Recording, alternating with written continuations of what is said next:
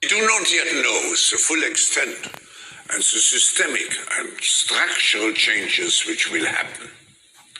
However, we do know that global energy systems, food systems and supply chains will be deeply affected.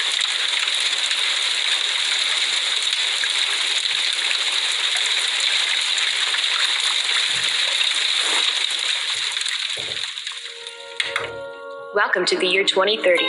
Welcome to my city, or should I say, our city. Boy, the conspiracy theories are coming fast and furious these days. I can't keep up. I don't own anything. I don't own a car. I don't own a house. I don't own any appliances or any clothes. What we're talking about here is kind of distrust of institution. In our city, we don't pay any rent because someone else is using our free space whenever we do not need it. My living room is used for business meetings when I'm not there. It's important that we look at what's happening right in front of us. Shopping? I can't really remember what that is. For most of us, it has been turned into choosing things to use. Sometimes I find this fun, and sometimes I just want the algorithm to do it for me. It knows my taste better than I do by now. Control your soul's desire for freedom, it says. Any effort to succeed at delivering on the Sustainable Development Goals. My biggest concern is all the people who do not live in our city, those we lost on the way. Those who decided that it became too much, all this technology. Those who felt obsolete and useless when robots and AI took over parts of our jobs. I get annoyed about the fact that I have no real privacy. Nowhere I can go and not be registered.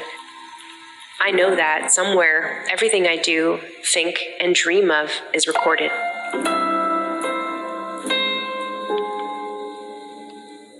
You'll own nothing and you'll be happy.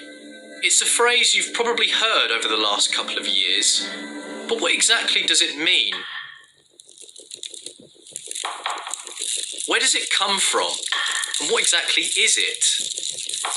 In this docu-series, I'll walk through with you a plan, a vision, an idea that the mainstream media are calling a conspiracy theory. This pandemic has provided an opportunity for a reset. It is called the Great Reset. Why are they so suspicious of institutions? But as we try to build back from this global pandemic, Joe Biden calls it Build Back Better. Build back better. Building back better.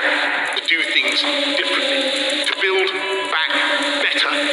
We're going to build it back better. And build it back better. It's my plan to build back better. This is an organisation that profits from famine and disease, known as the World Economic Forum. With everything falling apart, we can reshape the world in ways we couldn't before, ways that better address so many of the challenges we face. And that's why so many are calling for a great reset.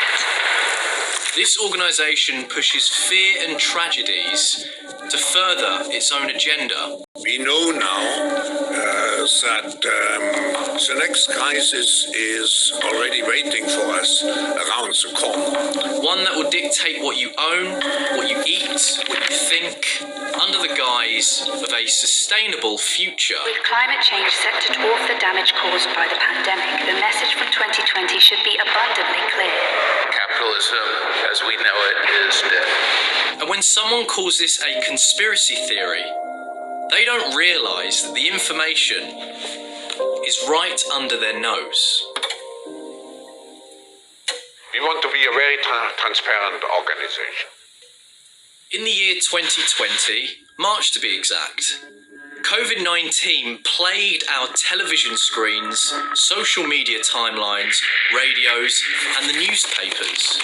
For the first time in a long time, or at least since the dawn of the climate scare, the entire human race was told that they were facing the same threat and was tasked to work together to put an end to it. Millions of Americans staying at home are relying on Amazon.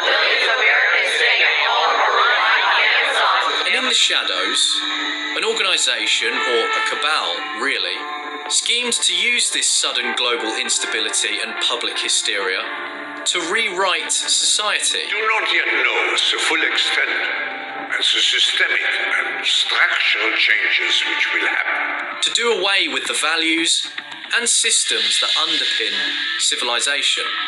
This plot is titled The Great Reset.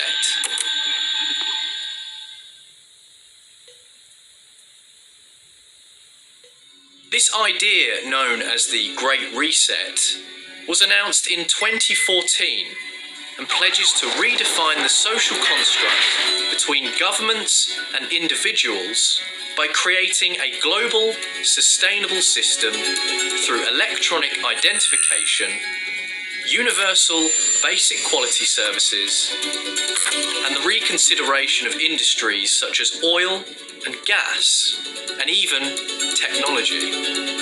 But control of data might enable human elites to do something even more radical than just build digital dictatorships. By hacking organisms, elites may gain the power to re-engineer the future of life itself. Because once you can hack something, you can usually also engineer it. The book, The Great Reset, outlines 5 pillars of civilization that need to be reimagined for the desired world in the eyes of this one man, Klaus Schwab. What can we do? The group we are just now looking what we can do for the Middle East. The situation is so dangerous in the Middle East. Can Davos help to bring the parties again together, as we have done on many occasions in the past? Can we play a constructive role as an informal platform? These include a technological reset, a societal reset, an economic reset, an environmental reset, and a geopolitical reset. For all of the administration's belligerent approach towards China, it hasn't actually achieved very much. Whereas I think Biden would be less reckless, maybe more strategic, and would engage on issues of mutual concern like climate, and Biden would be better at building coalitions. Also, I think Biden would probably run a tighter ship. We get a sense, at least our bureau in China, that you get a sense that they're exhausted and actually they're rooting for a reset. The Great Reset is a global culture and economic cataclysm birthed by Schwab, the founder and executive chairman of the World Economic Forum. And you, well, you're supposed to go along with this really and not be allowed to question it. Something like 1984 could actually happen. This is the direction the world is going in at the present time. In our world, there will be no emotions except fear, rage, triumph, and self-abasement. The sex instinct will be eradicated. We shall abolish the orgasm. There will be no loyalty except loyalty to the party. But always, there will be the intoxication of power. Always, at every moment, there will be the thrill of victory, the sensation of trampling on an enemy who is helpless. If you want a picture of the future, imagine a boot stamping on a human face forever. The moral to be drawn from this dangerous nightmare situation is a simple one. Don't let it happen. This man, Klaus Schwab, has served on the boards of the Daily Mail, Vontobel Holding, a private banking group, and served as a member of the Bilderberg Group, which is a conglomerate of the world's elite that discuss the consensus of a free market, Western capitalism, and global interests. In 1971, a particular organisation was born from not just Klaus Schwab, but was spearheaded by, in fact, 3 people. These 3 people at that given time were three of the most influential men of America. Henry Kissinger, who served as the United States Secretary of State and National Security Advisor under the presidential administration of Richard Nixon, and was one of the key influential figures in the Bilderberg Group. Henry Kissinger was also Klaus Schwab's mentor, where a CIA-funded course run by Henry at Harvard was where the birth of the World Economic Forum came from. Yes, there was one course, one seminar of Henry Kissinger, which really opened my eyes. I wasn't accepted to the seminar, but I sat in. I think he let me in because I was German. And it was relatively shortly after the war. There were not too many Germans here. And this created a friendship which has endured until today. And, Henry has been several times in Davos. Next, we have Herman Kahn, a founder of the Hudson Institute and military strategist, and was even called the real Dr. Strangelove. Herman at the time was the leading figure in thermonuclear strategic planning, where during the mid-50s would see Henry Kissinger and Herman Kahn cross paths. And finally, we have John Galbraith, a Canadian-American economist and an intellectual at Harvard. In 1945, after the death of Roosevelt and the end of World War II, John was sent to London to create a division directorship of the United States Strategic Bombing Survey, where he was tasked with evaluating the overall economic effects of the wartime bombing, later going to Nagasaki and Hiroshima to evaluate the effects of the bombings. In 1958, Galbraith became the Paul M. Warburg Chair in Economics at Harvard. This is the same position that he would hold when he would first be introduced to a young Klaus Schwab.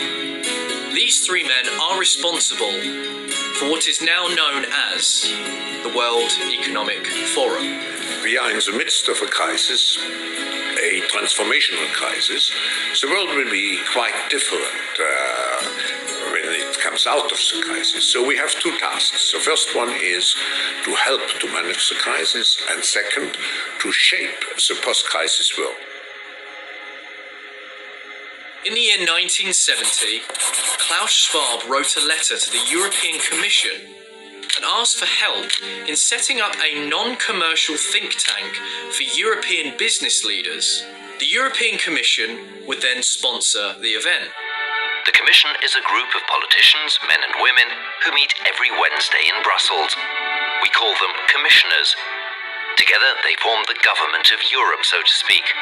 They all have their own specific field of responsibilities and come from different countries. Schwab then organised a 2-week business managerial conference, and in 1971, the first meeting of the World Economic Forum commenced, held in none other than Davos, Switzerland. Around 450 participants from 31 countries took part in Schwab's first European Management Symposium. The project was recorded as organised by Klaus Schwab and his secretary, Hilde Stoll, who, later the same year, would become Klaus Schwab's wife. One of the most influential groups that spurred on the creation of Klaus Schwab's symposium was a group known as the Club of Rome. The Club of Rome is a think tank of scientific minds and elites that mirrors the World Economic Forum in many ways. We need to encourage civil society, media and political parties to embark on what I would call public education campaigns with a focus on democracy and human rights. and by all means of tolerance.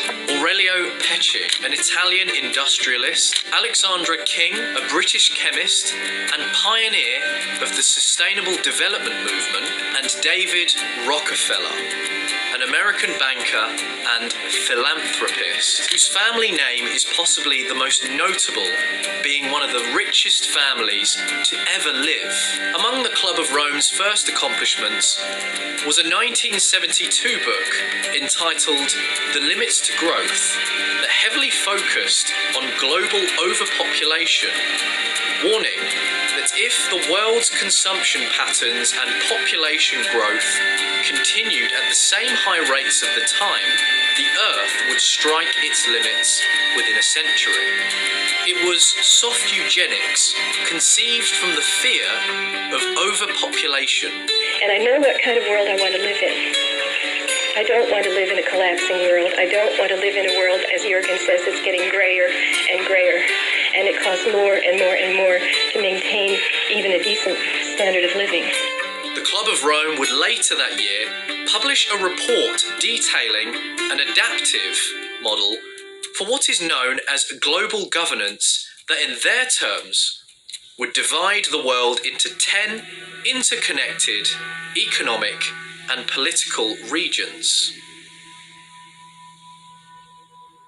In these years, the elites that are part of both the World Economic Forum and the Club of Rome have argued out in the open for the public to see, including notable figures such as Al Gore and Bill Gates, both at the World Economic Forum, have pitched on how a contraceptive pill is a key tool in the fight against climate change, where Al Gore says, and I quote, "Depressing the rate of child mortality, educating girls, empowering women, and making fertility management ubiquitously available is crucial to the future shape of human civilization."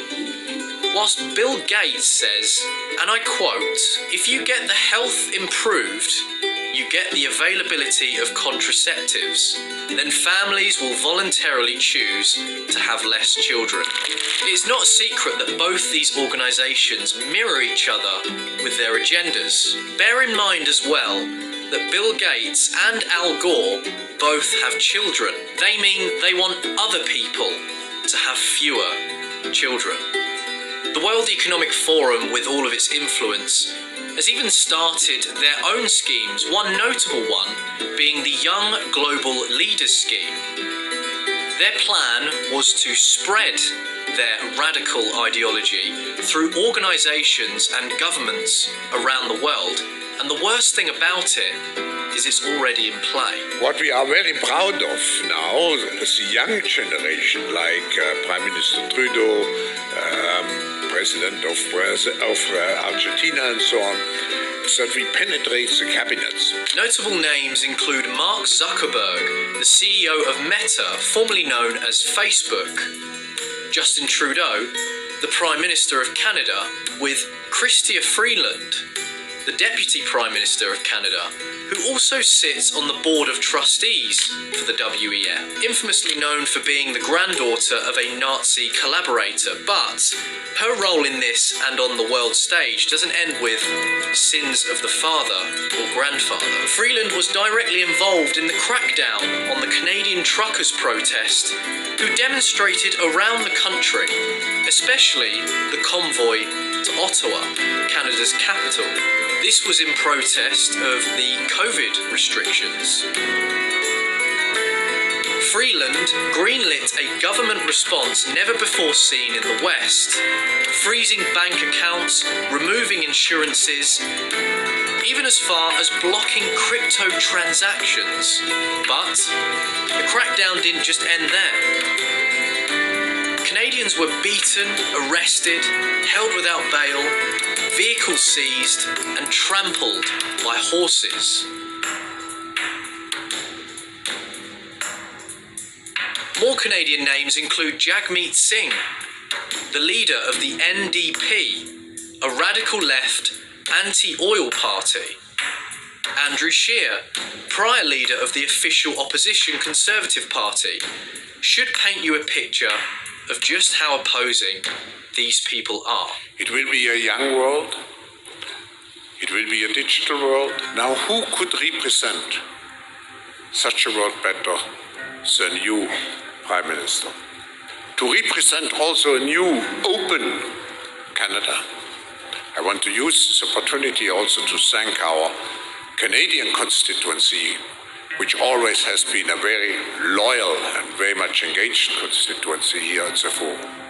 But now, I think with you, together with our constituents, Prime Minister, we can make sure that in the future we strengthen the cooperation even more. The alumni from Europe include Emmanuel Macron, the President of France, Alexander De Croo, the Prime Minister of Belgium, Sanna Marin, the Prime Minister of Finland. Surprising names from America, such as Tulsi Gabbard, a critique of everything the Great Reset entails.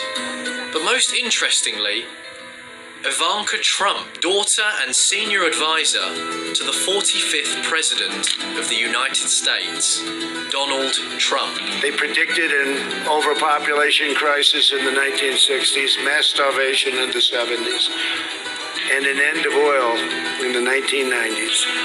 These alarmists always demand the same thing: absolute power to dominate, transform, and control every aspect of our lives. We will never let radical socialists destroy our economy, wreck our country, or eradicate our liberty. Dan Crenshaw, congressman from Texas. Peter Buttigieg, the Secretary of Transportation in the United States. Boris Johnson, the Prime Minister of the United Kingdom, who imposed a ban on ministers attending the summit back in 2020, where he said, "Our focus is on delivering for the people, not champagne with billionaires." He says that as Boris is still an active member of the WEF. Other key figures lurk within the WEF, including Jacinda Ardern, the Prime Minister of New Zealand, who continues to enact governmental tyranny upon the Kiwis. Cabinets that form policy, or offices that minister to our economy, aren't the only places this organisation has crept its way into worldwide. It's embedded in every aspect of our lives. The World Economic Forum hosts annual meetings since 1971. The richest and most influential names and faces gather in Davos, Switzerland. Because the forum isn't just for those at the top. It's also about creating opportunities for anyone who wants to make the world a better place. Every industry leader attends, and even certain individuals from the entertainment industry. Names like will.i.am from the Black Eyed Peas, Pharrell, the famous American music producer and songwriter, Leonardo DiCaprio. And not only has he starred in many blockbuster movies produced in Hollywood, but has used his platform to echo climate alarmism. If you do not believe in climate change, you do not believe in facts or in science or empirical truths, and therefore, in my humble opinion, should not be allowed to hold public office. Bono from U2, the Irish rock band, who works hand in hand to reshape global sectors. It's amoral. It requires our instruction. Capitalism has taken more people out of poverty than any other ism, but it is a wild beast, and if not tamed, it can chew up a lot of people. Rajiv Shah, the president of the Rockefeller Foundation. Any effort to succeed at delivering on the Sustainable Development Goals requires doing that in fragile states. The world does not have an effective approach to supporting fragile states in being successful, especially coming out of conflict or coming out of